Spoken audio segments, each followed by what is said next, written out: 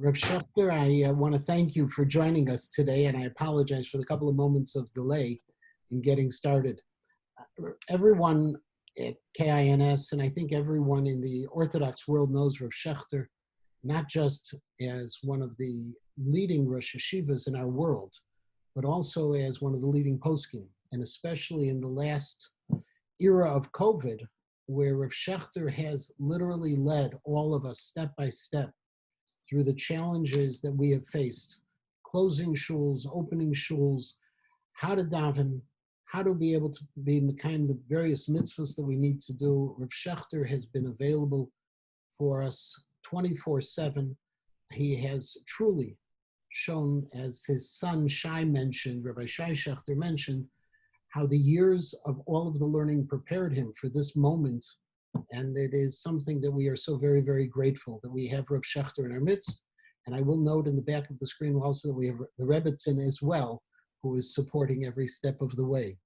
I'm interrupting today Rav Schachter's vacation out in the mountains. He's in Tannersville, and he agreed to spend some time with us to share some thoughts and also to share some of his wisdom with us as well. And I just, again, Rav Schachter, I thank you so much for this time. But even more, I'd like to get started with some simple questions. We all know you as the great posek and the great Rosh Hashiva that you are today. We go back a little bit earlier in your life, and can you describe for us what your first encounters were with Rav Soloveitchik, who was your Rebbe Muvak, when you first had him, how the first interactions had with him? My first relationship was before my bar mitzvah. I was in elementary school, and we lived in New York already then. I was born in Pennsylvania.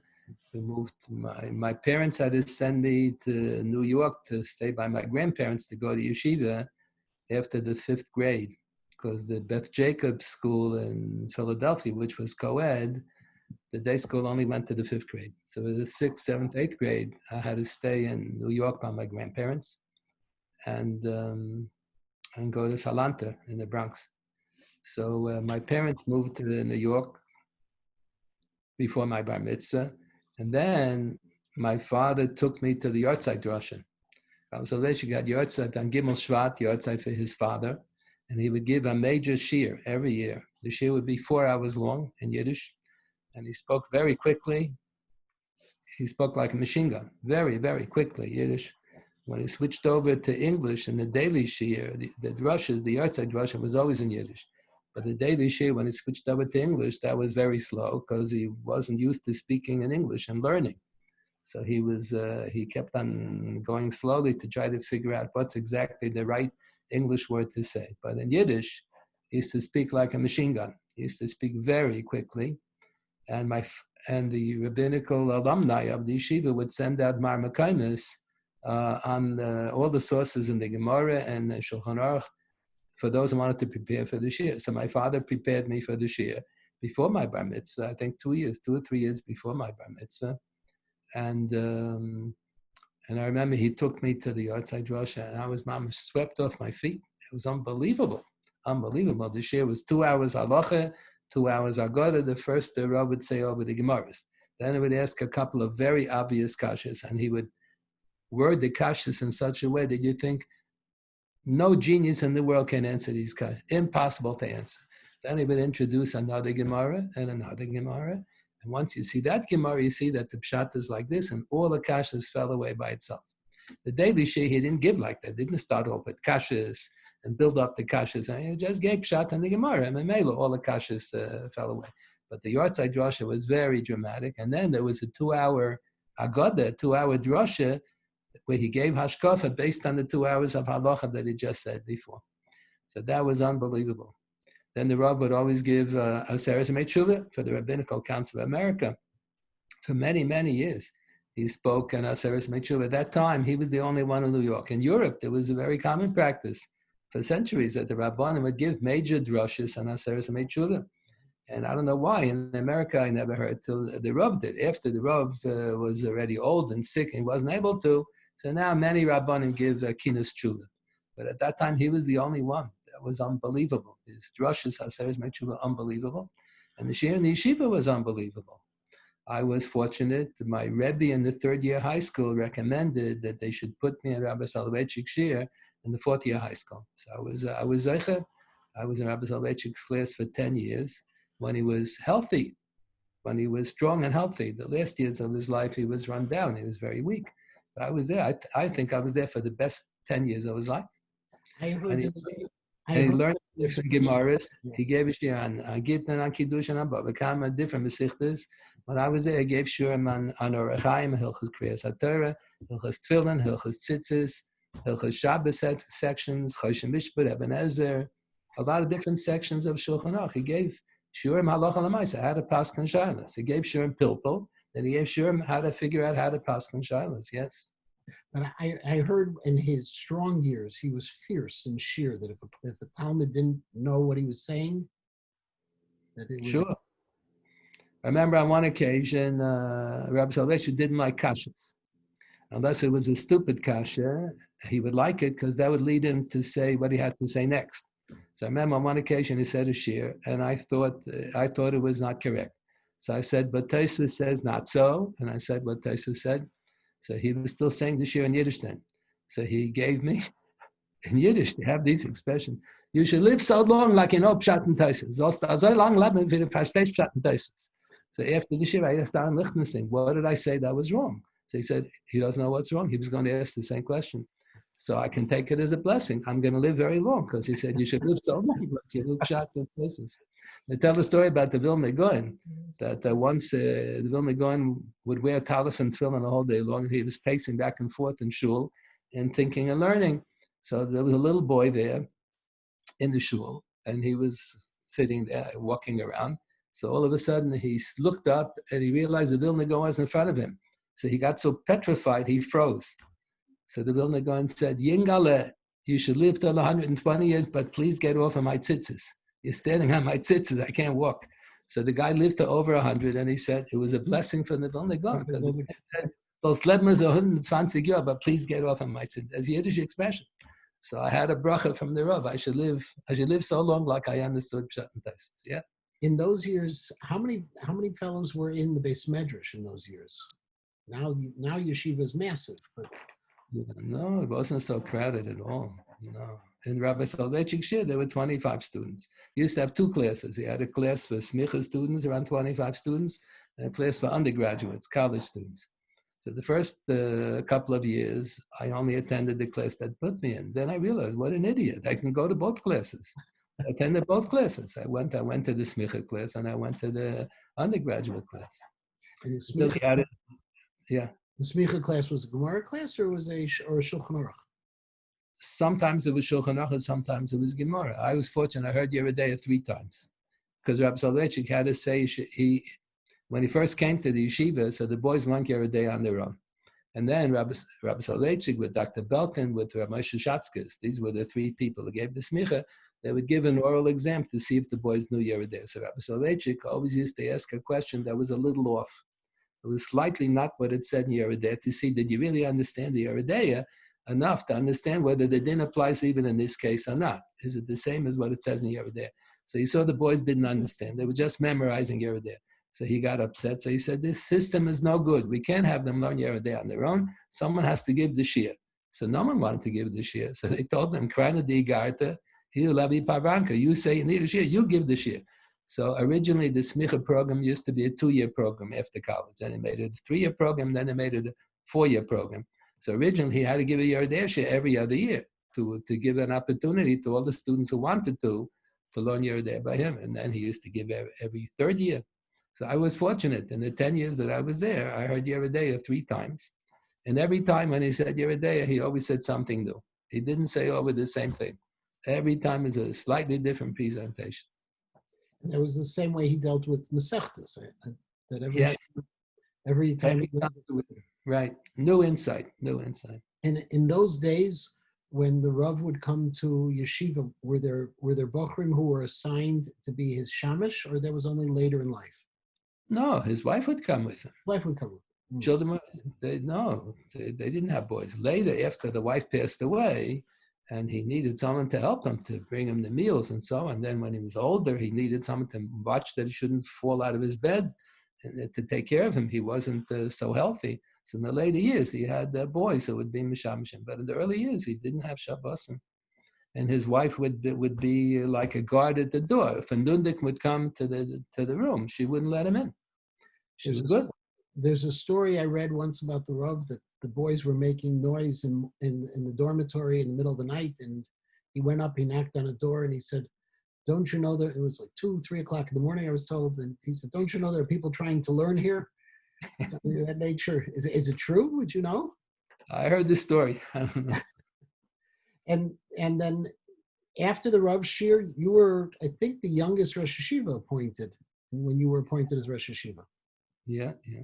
And the interesting thing, which I know and just reminded me about it now, is that you became a Rosh Hashiva when my Rosh Hashiva left yeshiva. When Rav Moshe Hershler was Rosh Hashiva later at the yeshiva, his wife made him go back to Israel because of the Six-Day War. The Six-Day War, and he had been filling in at yeshiva, and they needed a substitute. And they really found a very good substitute, Baruch Hashem. Working when you became a Rosh Hashiva, how was the relationship with the Rav then? The Rav, the Rav in those days, the president used to be the Rosh HaYeshiva. How did those things work in those days with the Rav, with the Gadol Torah of that stature, and yet other people were the boss, and people were colleagues, and it was very good. There was no problem. There was no problem. I didn't realize when Dr. Revel passed away, there was an issue who should be Rosh Hashiva, and the students all voted for Dr. Belkin. He was the most beloved Rebbe. They didn't vote for Rabbi Soloveitchik. Rabbi Soloveitchik used to be very snappy, and he would be very curt with the students, and he would go back to Boston. He wouldn't hang around. Dr. Belkin was there all the time. He lived in New York. He used to give the boys money to take out girls on dates. He was friendly with the boys. So the boys, and he gave a very good cheer. So the boys voted to make Dr. Belkin the Rosh Hashiva. Then there was a shaila who should be the president of the college. It wasn't a university then, it was only a college, small college.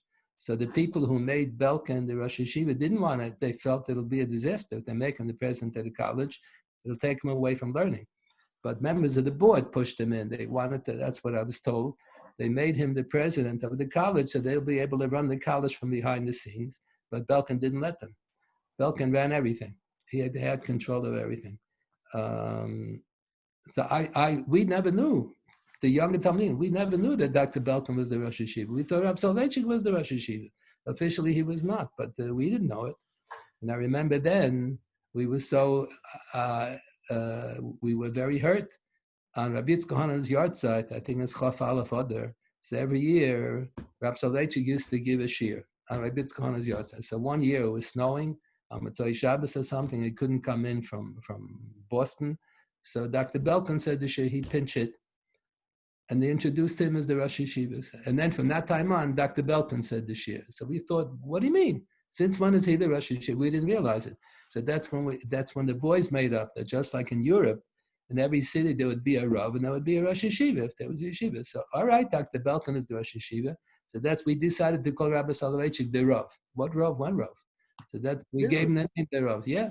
That was in protest to why the administration was calling Dr. Belkin the Rosh Hashiva. So we thought it was a chutzpah. He was officially the Rosh Hashiva. We didn't know. So that's when the students started calling him the Rav. About what year would that have been? The late 50s. Late 50s. It was the late 50s. And then when Rabbi Lamb took over, he maintained the title of Rosh Hashiva. He was afraid. He said he won't accept the position to be it was already a university then. So he said he can't accept the position to be the president of the university if they're going to have somebody else who's going to be the Rosh Hashiva. What are you going to do if there's going to be a conflict? So he said they should make him officially the Rosh Hashiva. So there won't be any conflict between the Rosh Hashiva. Okay, so it was peaceful. It was peaceful. There was no problem. Can we shift over to nowadays a little bit more of Schachter? In this era of COVID, in this era of the tzoros that we're having, you've been fielding tremendous shilas. And in terms of those shilas that you've been fielding, what is the general approach that you've been taking to everything? Is there a general mahalach that you have to the psak, to how to deal with these questions?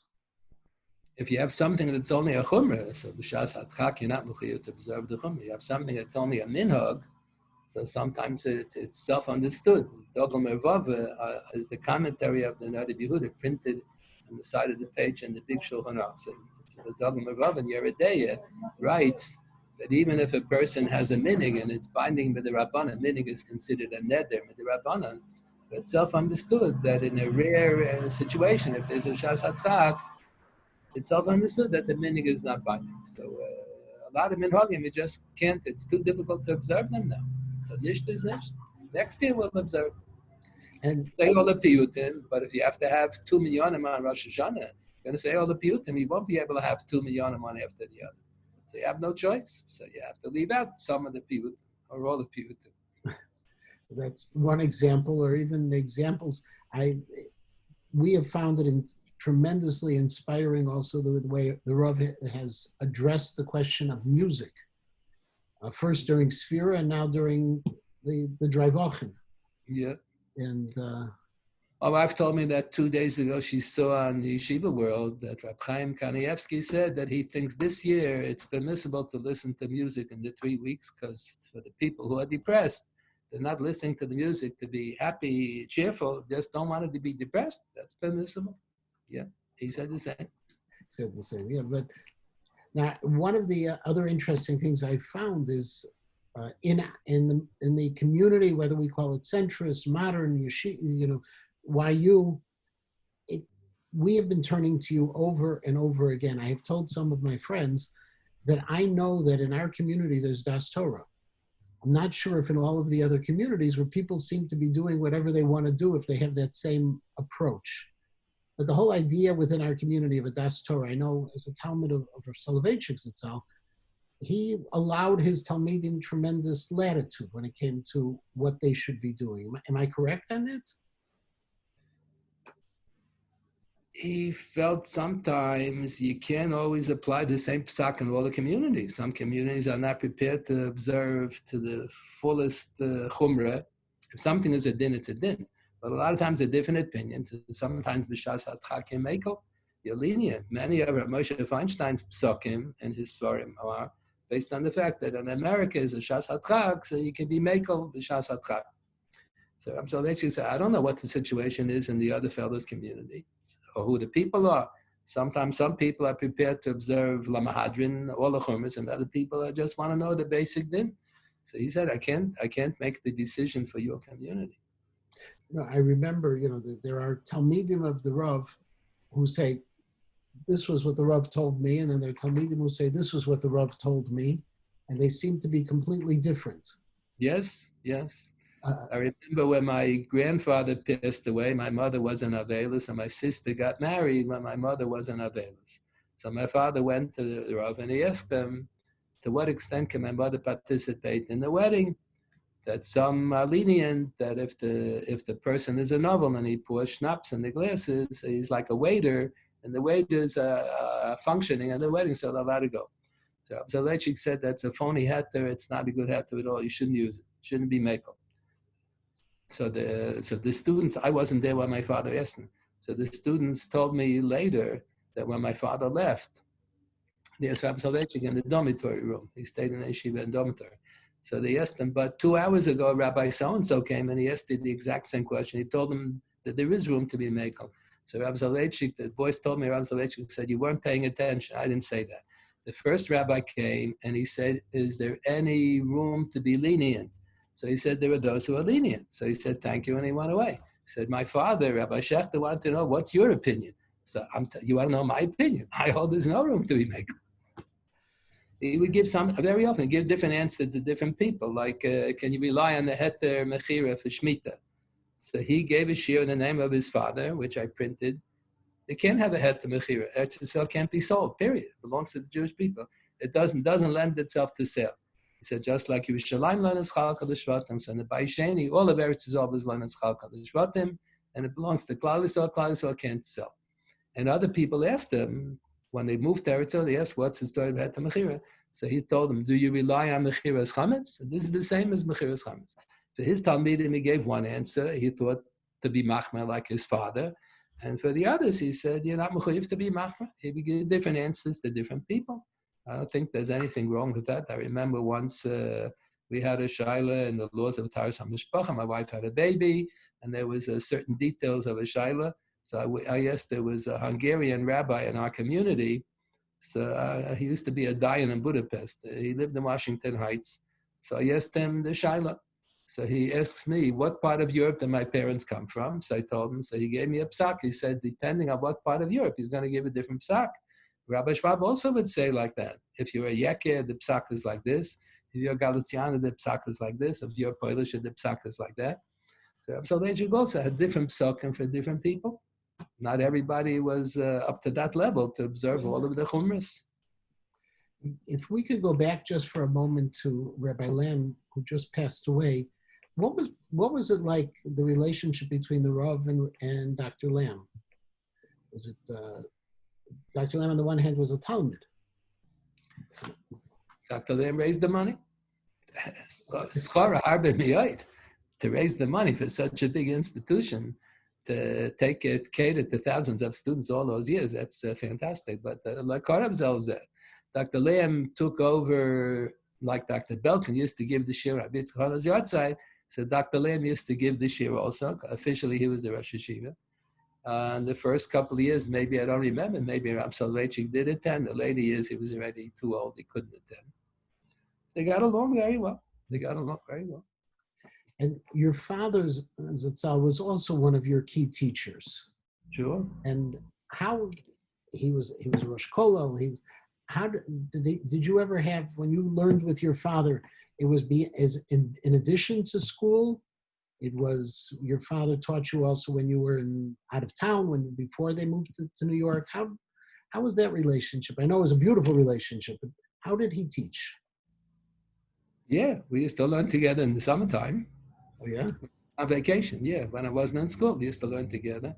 I remember once we were together in a hotel. The family was in a hotel in the mountains.